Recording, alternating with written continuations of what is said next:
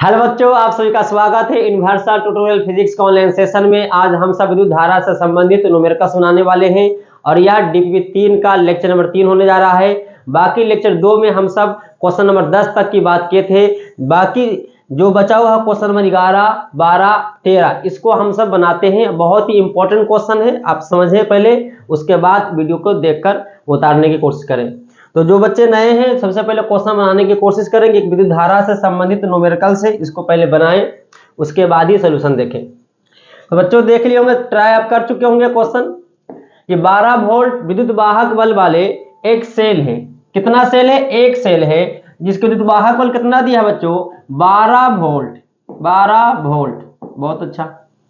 और आंतरिक प्रतिरोध जो दिया है 5 गुना 10 के पावर माइनस 2 यानी स्मॉल आर का मान दिया है 5 गुना 10 के पावर माइनस 2। यह एक अज्ञात प्रतिरोध के सिरों से जोड़ा जाता है।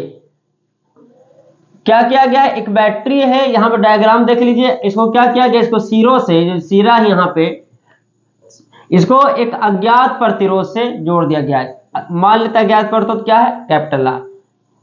और ये आपका सेल का विद्युत वाहक बल है जाई और आंतरिक प्रतिरोध है स्मॉल आर। आगे लिखा है कि सेल के सिरों का क्या विभवांतर होगा। तो बच्चों आपको बढ़िया से समझाए थे कि जो सेल का सिरों का विभवांतर होता है वो टर्मिनल विभवांतर कहलाता है। और यह टर्मिनल विभवांतर विद्युत वाहक बल के बराबर होता अधिकांश केस में। लेकिन जब आंतरिक प्रतिरोध होता है, यानी अंदर भी प्रतिरोध होता है सेल के अंदर, तो कुछ ना कुछ एनर्जी जो वोल्ट होता है वो अंदर भी खर्च हो जाता है।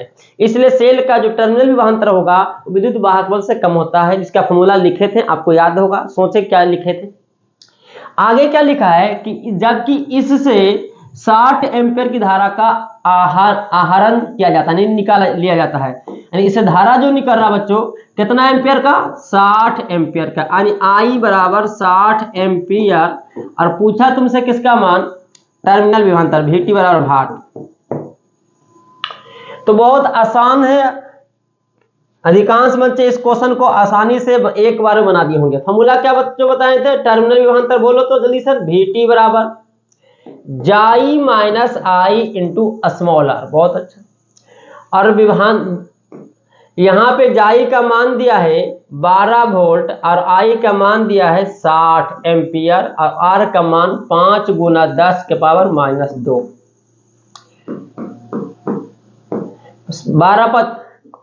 60 गुना 5 कितना? 300 गुना 10 के पावर माइनस 2। ध्यान दीजिए, 3 गुना 10 के पावर 2 लिख सकते हैं और माइनस 2 तो प्लस 2। यहाँ पे क्या हो जाएगा? 12 गुना सिर्फ 3 बचेगा बच्चों। यहाँ पे क्योंकि बटा में इसको ले जाएंगे 10 के पावर 2 तो 100 कटेगा, बचेगा 3, यानी आंसर आ गया है 9 वोल्ट। क्लियर?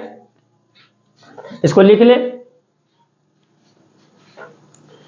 इसके बाद नेक्स्ट क्वेश्चन नंबर 12 है। कहता संलग्न चित्र में दिए गए परिपथ में प्रत्येक सेल के सिरों के विभवांतर निकालना है, यानी टर्मिनल विभवांतर निकालना है।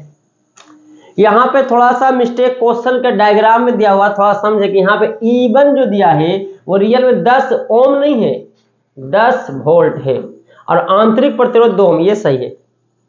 E2 होना चाहिए यहाँ पर। E2 का मान 2 ओम नहीं है, 2 वोल्ट है और इसका आंतरिक प्रतिरोध की चर्चा नहीं किया है। एक और ध्यान देने की बात है कि यहाँ पे देखे तो अगर इसको क्या कहें, इसको बड़ा कर दे, ये प्लस सिरा, ये माइनस, और इधर से भी इसको क्या कर दिया जाए? बड़ा, ये प्लस ये माइनस, इस तरह से छूटा हुआ है। तो पहले इसको आप उतार ले। और कितना एक्स्ट्रा प्रतिरोध दिया? 3 ओम और 2 ओम। तो सबसे पहले हम क्या करेंगे बच्चों? टर्मिनल विभवांतर निकालने के लिए अब जस्ट आपने देखा होगा कि हम फार्मूला लगाए थे VT बराबर जाई माइनस आई इंटू आर। आई अगर पता नहीं होता तो नहीं निकाल सकते थे। और दूसरी बात, एक टर्मिनल विभवांतर फॉर्मूला ये भी पढ़े होते हैं, VT बराबर आई इंटू आर, यानी बाह्य परिपथ का प्रतिरोध। लेकिन इसमें भी देखो तो धारा का मान चाहिए, बिना धारा का मान निकाले हुए आप टर्मिनल विभवांतर नहीं निकाल सकते हैं। तो सबसे पहले क्या करते हैं? हम धारा का मान निकालते हैं। तो ये देखो तो ये बंद परिपथ है जिसमें 2 सेल है और 1 और 2 और ये आंतरिक 3 ओम, 3 प्रतिरोध लगा हुआ है। तो बंद परिपथ में धारा का मान निकालने के लिए सबसे आसान तरीका क्या है बच्चों, थोड़ा बताइए। आप सब जानते हैं किरचॉफ का द्वितीय नियम की सहायता से हम क्या करेंगे, धारा का मान निकालेंगे। तो किरचॉफ का द्वितीय नियम लागू ही होता है बंद परिपथ में। तो मान लेते हैं धारा किधर से प्रवाहित हो रहा है, ये बड़ा वाला है, तो मान लेते धारा इधर प्रवाहित हो रहा है आई, धारा घूमेगा आई आई आई। ये जो धारा है निकला दिखाएं बच्चों, अगर नहीं कभी देखे ध्यान दीजिए, धारा क्या इस सेल का धारा है, क्या इस सेल से धारा है, नहीं, धारा धनात्मक टर्मिनल से इधर लिए हैं। ये धारा आई जो है वो नेट धारा है। जैसे हम बार बार एग्जांपल से समझाना चाहते हैं बच्चों को, ये जैसे मान लो कि एक पिंड है, अगर इधर से हम धक्का देते हैं 10 न्यूटन से और इधर से कोई धक्का देता है 1 न्यूटन से, तो वो क्या होता है, वो पिंड गति करता है, जिधर ज्यादा बल लगता है, किधर बल लगेगा, इधर हम बल लगाए 10 न्यूटन, इसका मतलब उधर जाएगा। लेकिन बच्चों 10 न्यूटन से नहीं जाएगा, क्योंकि यहाँ पे विरोध हो रहा है, कितना न्यूटन, 1 न्यूटन, तो आगे बढ़ेगा 9 न्यूटन से।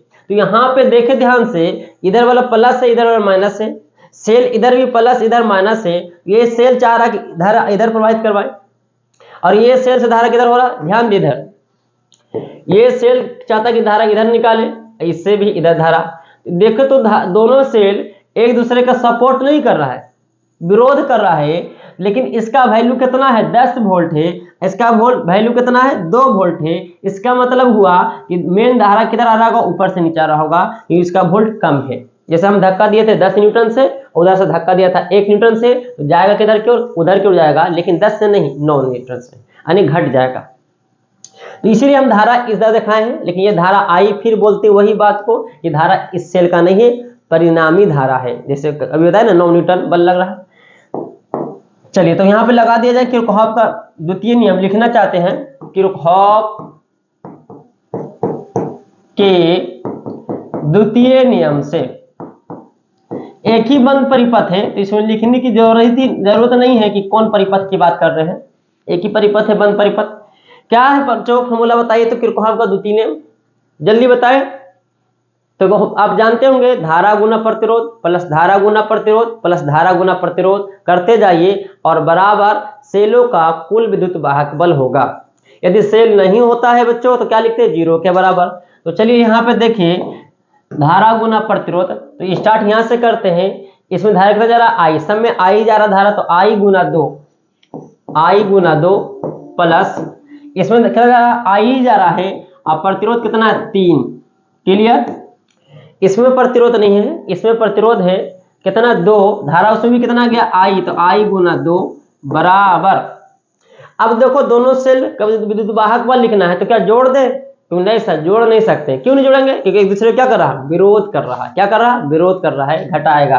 तो बड़ा वोल्ट किसका है, 10 और -2, क्योंकि इधर वाला के लिए हम पॉजिटिव, इस दिशा को पॉजिटिव माने हैं, इसलिए प्लस वाला, और इधर से जा गया माइनस वाला, 10 - 2, 2i 3i 2i 4 4 3 7 7i आएगा बच्चों यहाँ से, और 10 में से 2 गया, 8 बचेगा। तो यहाँ पे 2 5 5 2 7, हाँ, तो आई का मान आ गया 8/7 एम्पियर। लेकिन निकालना क्या है, प्रत्येक सेलों का टर्मिनल विभवांतर। तो बात करते हैं पहला सेल का टर्मिनल विभवांतर और फिर दूसरे सेल का टर्मिनल विभवांतर। बहुत अच्छा ये क्वेश्चन सीखने के लिए बनेगा। तो बात हम कर रहे हैं पहला सेल या E1। आपको पहला से दिक्कत लगा कि सर किसको पहला मानते हैं, तो यहाँ पे लिखेंगे E1 सेल का टर्मिनल विभवांतर, टर्मिनल विभवांतर आराम से समझिए। VT जाई माइनस आई आर होता है बच्चों फॉर्मूला, लेकिन यहाँ पे जाई1 होगा और आई अब R1 होगा। आई तो सब में उतर ही जा रहा है, थोड़े को छोटा कर रहे हैं, आप उसको उतार सकते हैं वीडियो को रोक कर। जाई1 का मान देखे कितना दिया है, जाई1 का मान 10 वोल्ट, आई के मान 8/7 और गुना 2, 16/7 आएगा। तो लघुत्तम लेके देखेंगे तो यहाँ से 7 आएगा, और 7 × 70 -16, तो आ गया है कितना, 4 6, 6 में से 1 गया 5,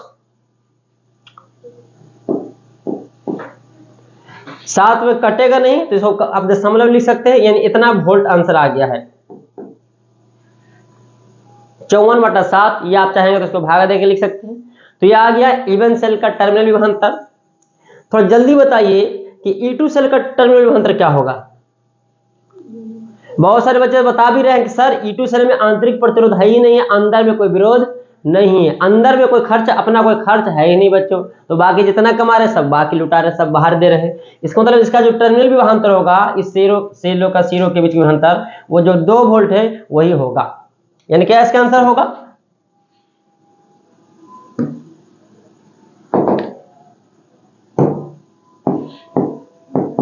E2 के लिए बात करते हैं। E2 के लिए क्या होगा, VT, इसको VT डैश कर देते हैं तो सिर्फ जाई होगा, I माइनस R, R तो है ही नहीं इसका आंतरिक प्रतिरोध बच्चों, आंतरिक प्रतिरोध नहीं है, इसलिए जाई2 का मान 2 वोल्ट। उम्मीद है कि बहुत अच्छे ढंग से आपको ये समझ आया होगा, इसको जल्दी से लिख ले। नेक्स्ट क्वेश्चन देखें यहाँ पे, कथा संलग्न चित्र में दिए गए विद्युत परिपथ में A तथा B के बीच विभवांतर की गणना करना है, विभवांतर निकालना है। तो सबसे पहले इसको खुद से बनाने की कोशिश करें।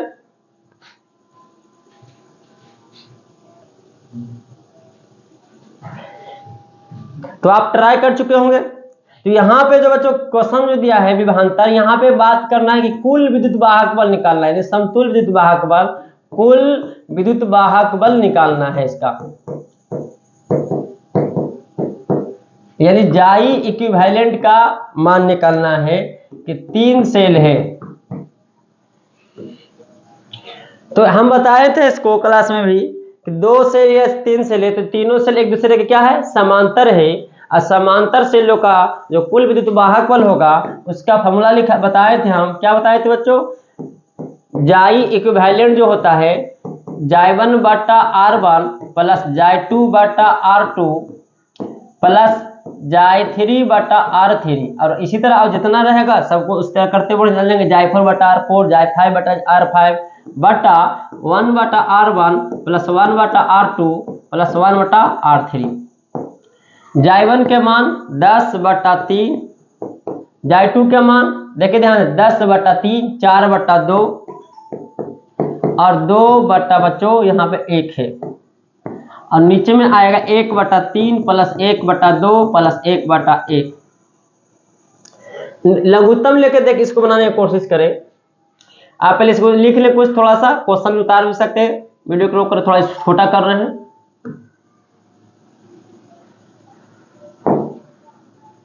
इसको लघुत्तम लेंगे, ऊपर में लघुत्तम जो आएगा 6 आएगा, 6 2 20 आएगा, प्लस 3 4 3 12 आएगा, और प्लस 6।